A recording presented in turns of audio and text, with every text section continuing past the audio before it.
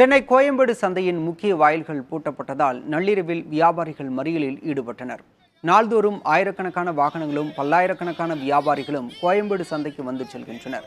இந்த சூழலில் சந்தையின் முக்கிய நுழைவாயில்களில் சிஎம்டிஏ நிர்வாகம் நேற்று இரவு பூட்டியுள்ளது. இதனால் காய்கறிகள் உள்ளிட்ட அத்தியாவசிய பொருட்களை ஏற்றி வரும் வாகனங்கள் சந்தைக்குள் செல்ல முடியாத நிலை உருவானது. இதனால் அதிருப்தியடைந்த வியாபாரிகள் இரவில் மறியலில் ஈடுபட்டனர். சிலர் முட்டி போட்டு நூதன முறையில் தங்கள் எதிர்ப்பை பதிவு செய்தனர்.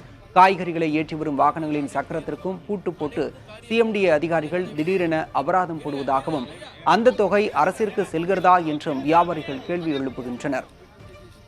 அதிகாரிகள் வந்து பேச்சுவார்த்தை நடத்தியதை அடுத்து போராட்டம் கைவிடப்பட்டது.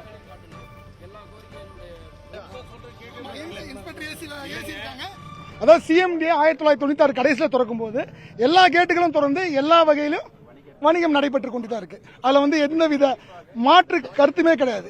அப்படி இருக்க சூழ்நிலையில் திடீர்னு இங்க கதவு மூட்டி டிராபிக் ஏற்படுத்த வேண்டிய அவசியம் என்ன?